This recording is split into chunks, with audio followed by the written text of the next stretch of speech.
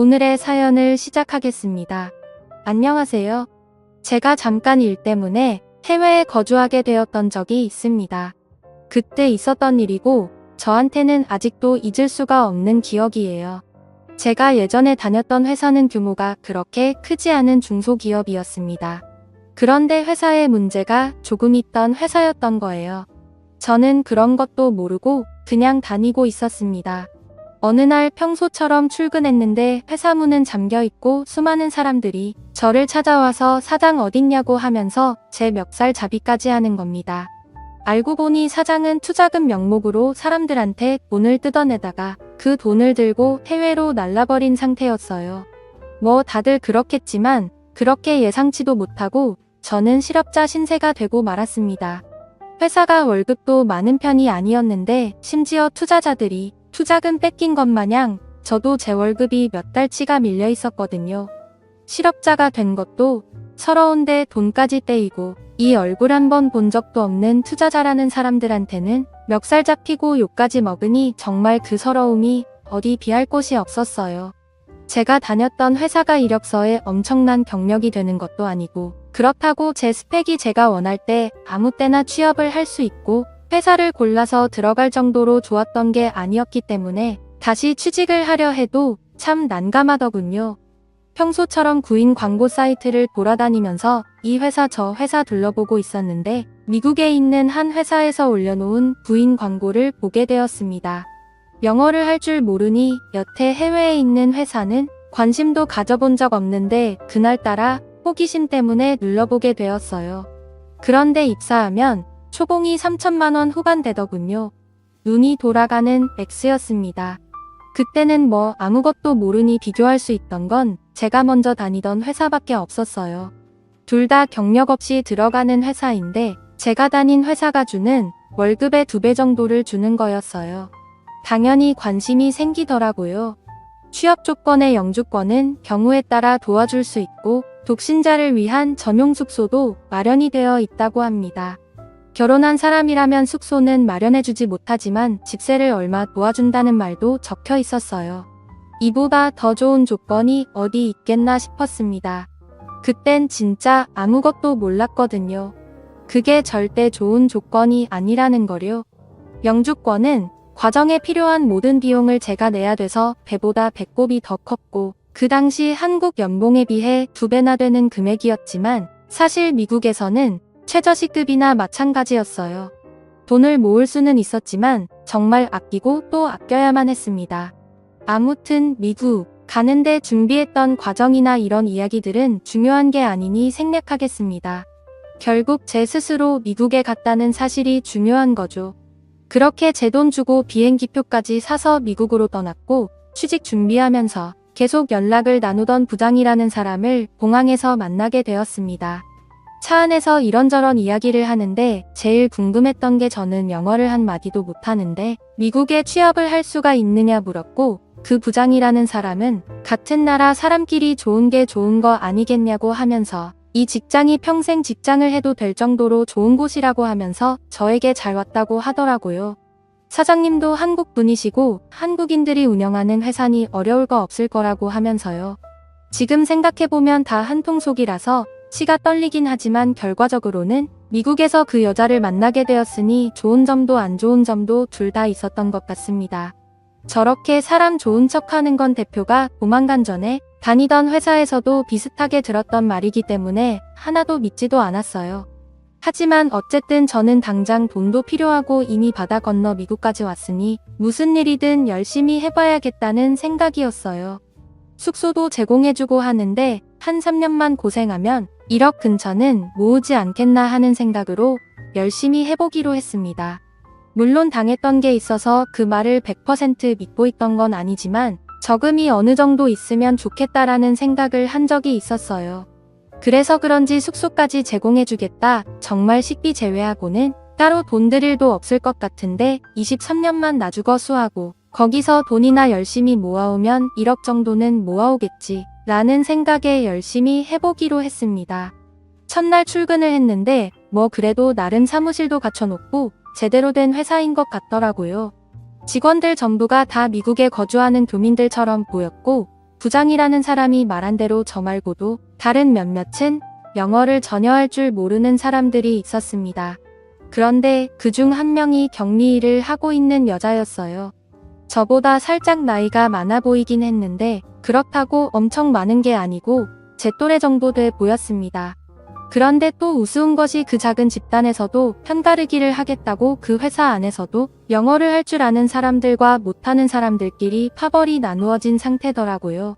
영어를 배워야겠다는 열망도 그다지 없던 편이라서 저는 자연스럽게 영어를 못하는 사람들 그룹과 어울리기 시작했고 그 격리 일을 하고 있다던 여자와도 자연스럽게 친해지게 되었습니다. 그때 대화를 주고받으며 그녀가 저보다 4살이 많은 36살 여자라는 걸 알게 되었습니다. 아이 2명을 키우고 있는 애엄마였고 남편은 한국에서 일하면서 돈을 보내주고 있다네요. 자식 교육 때문에 왔다고 들었는데 그 당시에 환율이 한번 엄청 올랐던 적이 있어요. 그때 남편이 송금하기 힘들다고 하여 하는 수 없이 그녀가 취직을 하게 되었는데 그때 취직을 한 이후로 일도 손에 맞는 것 같아서 계속 하고 있다는 말을 들었습니다. 혼자 애 키우느라 고생이 많은지 매일 화장기도 하나도 없이 출근을 하고 옷은 세탁기를 돌려놓고 대충 개어놓은 건지 구김이 심했습니다. 그래도 그런 지쳐 보이는 모양새에도 그녀의 얼굴은 봐줄 만한 편이었고 애엄마라고 하기에는 군살도 하나도 없고 딱 보기 좋은 모습을 하고 있었어요. 정말 하나도 꾸미지 않고 있는데도 자연스럽게 예쁘다는 느낌을 받았습니다. 그래도 이 아줌마는 저랑은 다르게 퇴근 후에는 저녁 시간을 활용해 어학당 같은 곳을 다니면서 영어를 배우려고 했다는 겁니다. 애들 교육도 있고 하다 보니 영어가 필요한 순간이 온 것 같다는데 시간이 부족해서 그런지 영어가 많이 늘지는 않았다고 했어요. 그래도 짬이 있다고 생활에 필요한 영어 정도는 할 줄 아는 것 같았습니다. 아예 남 놓고 ABCD도 몰랐던 저보다 훨씬 잘했기 때문에 그녀가 저를 많이 도와주고는 했습니다. 아무튼 저는 일을 시작한 첫 달 동안 독신사 숙소에 같이 사는 직원과도 많이 친해져서 여기저기 놀러 다녔습니다. 그런데 놀라운 건 미국에 기러기 생활하는 아줌마들이 생각보다 엄청 많았다는 거고 그 기러기 생활하는 아줌마들이 엄청나게 쉬었다는 거예요. 그 시간에 회사 나와서 일을 하고 있는 그녀가 특이한 케이스이고 보통은 남편이 벌어다주는 돈으로 아침에 애들 학교 보내놓고 그때까지 할 게 없어서 일상이 따분해하면 안 될 짓들을 하는 사람들이 대다수였지요. 그러다 보니 솔직히 기러기 엄마들 상대하는 게 엄청 쉬웠습니다. 애 엄마들이라고 해서 다들 아줌마들이 아니고 저보다 어린 여자들도 많이 있었어요. 남편이 한국에서 벌어다주는 돈으로 저 같은 놈들한테 쓰고 있다는 게 참 애석했고 지금 생각해보면 제가 정말 남의 가정에다가 몹쓸 짓을 했다는 걸 인정하지만 그때는 남의 집 사정까지 봐줄 제가 아니었습니다. 정말 손가락으로 셀 수도 없을 만큼 많은 사람을 만났어요. 아무튼 기러기 엄마라고 다 그런 사람들만 보다가 그녀를 보니 참 그녀가 깨어있는 사람처럼 보였습니다.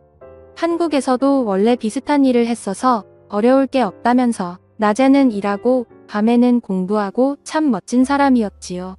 덜 꾸며서 그렇지 제가 만나던 다른 기러기 아줌마들보다 내면도 외면도 훨씬 아름다운 사람이었습니다. 그래서 언젠가부터 저도 모르게 그녀에게 호감을 갖기 시작했습니다. 그러던 어느 날이었습니다. 그녀가 저에게 혹시 손재주가 좋으냐고 물어보더라고요. 무슨 일인가 물어보니 집에 싱크대가 막혔는데 혹시 손재주가 좋으면 부탁 좀 하고 싶다고 하더라고요. 업체를 부르면 되지 않냐고 했더니 미국은 또 그런 업체의 사람을 부르는 게 엄청 비싸다고 하네요.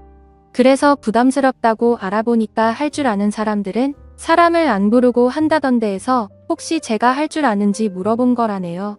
저도 나름 오랜 자취 경력이 있는 데다가 군대 있을 때 작업이라면 1순위로 호출될 정도로 손재주가 좋았기 때문에 알겠다고 하고 퇴근하고 그녀와 함께 그녀의 집으로 향했습니다. 처음에는 정말 100원까지 건드려야 하나 싶어서 그냥 뚜러뻥 가지고 어떻게 해보려고 쑤셔봤는데 하수구 물이 막힌 배수관을 타고 역류를 해버렸어요. 시꺼먼 물이 마구 치솟아 올라오는데 그 비릿하고 썩은 욕한내가 아직도 잊혀지지가 않네요. 아래를 열어서 보니 파이프가 분리하기 쉽게 되어 있어서 파이프를 떼서 막힌 안쪽을 뚫으니 생각보다 쉽게 끝나버렸어요. 튀김을 하고 기름을 그냥 배수구에 부어버린 게 문제가 된 것 같더라고요. 그래도 일이 쉽게 해결돼서 다행이었습니다. 아무튼 작업을 하다가 더러운 물이 몸에 튀고 했기 때문에 그대로 집에 돌아가기는 조금 그렇더라고요. 그래서 그녀한테 미안하지만 씻고 갈 수 있겠냐고 물어봤습니다. 그녀도 당연히 그렇게 하라면서 흔쾌히 허락을 해줬고요. 저녁을 준비해 줄 테니 아예 식사까지 하고 가라고 저를 배려해 주더라고요. 샤워를 하고 있는데 문득 애들이 같이 있기는 하지만 남편 없이 여자 혼자 지내는 집에서 씻고 있다는 생각을 하니까 기분이 조금 묘해졌습니다. 여태껏 동네에 있는 다른 기러기 엄마들을 상대할 때랑은 전혀 다른 기분이었어요. 다른 기러기 엄마들을 만날 때는 서로가 같은 목적을 가지고 만난 것인데 이 여자는 다른 이유 때문에 저를 집에 불렀던 거잖아요. 저도 그때쯤 그냥 하루만 만나는 짧은 인연이 필요한 게 아니라 정신적으로 공감대를 공유하는 그런 연애에 목이 마르던 시기였거든요. 연애한 지도 오래되기도 했었고 말이죠. 애초에 그녀에게 호감도 가지고 있었고 저도 에라 모르겠다 하는 심정으로 한번 그녀에게 작업을 걸어보기로 했습니다. 그래서 일부러 씻으면서 티셔츠를 비누로 같이 세탁을 해버렸어요. 음식물이 묻어서 그랬다고 대충 둘러대면 되었으니까요. 제가 다른 건 몰라도 팔뚝 하나만큼은 자신이 있어서 그걸 보여줘 보려는 생각이었습니다. 다른 건 몰라도 일단 기러기 아줌마들의 특징이 남편과 떨어져 지내면서 많이 외로움을 타는 습성을 알고 있기 때문이었지요. 아무튼 그렇게 나오니까 식탁에는 식사가 다 차려져 있었어요. 마주 앉아 저녁을 먹는데 제가 예상한 대로 그녀의 시선이 제 팔뚝에 힐끔힐끔 꽂히는 게 느껴졌습니다. 사실 그녀도 아닌 척은 하고 있지만 오래 혼자 지냈고 그 기간이 힘들었다는 사실을 알 수 있었어요. 업자를 부르면 비용이 비싼 건 인정하지만 굳이 다른 사람이 아니라 저를 부른 이유도 대충 이유를 알겠더군요. 아무튼 아줌마 혼자 애 키우면서 살아가다 보니 지치기도 했고 응당 남편이 해줘야 할 집안일을 대신 도와주는 제가 생겼으니 그런 것도 좋았나 봅니다. 틈만 나면 저한테 사소한 것 도와달라고 해놓고는 저녁 먹고 가라는 게 일이었습니다. 처음에야 100원 뚫어주는 게 큰일이긴 하지만 이후에는 전구 좀 갈아달라부터 TV가 안 나온다고 해서 가보니 코드가 안 꽂혀 있을 때도 있었고 리모컨에 건전지도 안 끼고 뭐가 안 된다고 하는 일도 있었어요. 아예 나중에는 도와달라고 할 만한 게 없으니 독신자 숙소에서 밥을 챙겨 먹어봐야 얼마나 잘 챙겨 먹겠냐고 하면서 밥 한 그릇만 더 뜨면 되니까 시간 되면 아예 집에서 저녁을 먹고 돌아가라고까지 하더라고요. 그러던 어느 날이었는데 그녀가 이번에도 저보고 저녁을 먹으러 오라는 겁니다. 그런데 평소랑은 약간 달랐어요. 제 눈을 도무지 마주치지 못하더라고요. 그러면서 굳이 그녀의 아이들이 학교에서 2박 3일간 캠프를 가게 되었다며 혼자 밥 먹기 그래서 그런데 같이 먹을 사람이 있으면 좋겠다고 하더라고요. 저도 눈치가 아예 없는 사람은 아닌지라 그녀가 무슨 말을 하는지 단번에 눈치를 챘습니다. 여자가 먼저 그렇게 저에게 신호를 보내줬는데 눈치를 못 채주면 예의가 아니라고 생각했습니다. 그래서 그날은 그녀의 집에 출발하기 전에 아끼는 향수도 구석구석 뿌리고 출발했습니다. 아니나 다를까 그녀가 차려놓은 식탁은 평소에 차려주던 밥과 밑반찬이 아니고 차림에 제법 신경을 썼더라고요. 테이블 한가운데는 와인도 한 병 준비가 되어 있었습니다. 저도 그녀를 가정이 있는 사람이기 이전에 회사에서는 의지가 되는 직장 동료이고 제가 쉽게 생각하고 하루살이 인연을 보내고 있는 다른 여자들과는 다르게 한 명의 이성으로서 접근했던 여자였기에 저도 긴장이 다 되더라고요. 그녀는 당연히 이런 식의 만남이 처음이었는지 말도 제대로 못하고 벌벌 떨고 있는 게 눈에 보였고요. 술이 한두 잔 들어가면 분위기가 타오를 줄 알았는데 그게 아니었네요. 그녀가 생각보다 술이 많이 약했던 거예요. 술이 입에 들어가니 그녀가 그동안에는 한 번도 내색하지 않고 해준 적 없는 이야기를 해왔습니다. 자식들 때문에 미국에 와 있기는 하지만 자기는 다른 여자들처럼 형편이 넉넉하지가 않다고요. 남편도 돈을 그렇게 잘 버는 편이 아니라서 사실 지금도 남편이 보내주는 돈에 자기가 일을 해서 번 돈까지 다 합쳐야 생활비가 충당이 된다고 하는 겁니다. 퇴근할 때까지 옆집 노부부가 애를 봐주고 있는데 그 돈을 주는 것만 해도 허리가 휠 지경이라고 하면서 신세한탄을 하기 시작했어요. 너무 힘들어서 다 포기하고 한국으로 돌아가고 싶은데 아이들이 영어 한마디 하는 거 들을 때마다 그걸 보고 참고 살고 있다고. 그런데 요즘 들어서 너무 힘들다고 하면서 울먹이기 시작하더라고요. 눈물을 펑펑 흘리며 울고 있는 그녀를 보니 마음이 안쓰러워서 그녀의 옆으로 가서 그녀를 달래줬습니다. 그녀도 오늘 저와의 시간을 기대한 건지 가까이 가서 보니 퇴근한 이후인데도 회사에선 하지도 않았던 옅은 화장을 하고 향수도 은은한 거를 뿌려놓았더라고요. 그렇게 저희는 사랑을 확인하게 되었고 그날을 전후로 해서 우리 둘의 사이는 급속도로 가까워지게 되었습니다. 그녀도 저를 더 위치하게 되었고 얼마 안 있어서 저는 독신자 숙소를 나와서 그녀의 집에서 함께 지내게 되었습니다. 그녀의 남편에게는 미국에서 생활비가 모자라서 직장 동료인 저에게 월세를 일부 받으며 같이 지내게 되었다는 이야기를 해줬습니다. 그녀의 남편이 그래도 남자가 같이 사는 건 조금 그렇지 않냐고 부담스러워했지만 그녀가 돈이 모자라서 그러는데 어떻게 하냐고 지금 나 의심하는 거냐고 하면서 강하게 나가니 남편도 더 캐묻지는 못하더라고요. 나중에 가서는 아이들도 아버지의 자리가 필요했는지 저를 삼촌이라고 부르면서 잘 따라줬습니다. 그렇게 그녀하고는 제가 목표한 3년을 채울 때까지 거의 부부나 다름없이 함께 살았어요. 사실 그녀와의 추억은 정말 잊을 수 없는 아름다운 추억입니다. 그때는 그녀가 남편이 있는 걸 알면서도 연애를 시작했고 저는 그동안 그 사실을 망각할 만큼 진심으로 그녀를 사랑했었거든요. 부부처럼 다투기도 많이 다퉜지만 서로 많이 아껴줬습니다. 제가 한국에 돌아갈 때가 되면서 그녀는 결국 제가 아닌 한국에 있는 남편을 택했지만요. 저도 그때서야 제가 큰 잘못을 저질렀다는 걸 깨달았습니다. 한국에서 열심히 돈을 벌고 있는 그 남편에게 말이죠. 그녀는 저를 잠시 지나가는 인연으로 생각했는데 저는 그녀의 남편에게서 그녀와 그녀들의 아이들까지 뺏어올 생각을 하고 있었거든요. 저의 착각으로 끝나버렸긴 하지만요. 그 뒤로 저도 사람을 잘 못 믿게 돼서 독신주의자로 살고 있습니다. 연애는 하고 있기는 하지만 결혼은 하지 못할 것 같아요.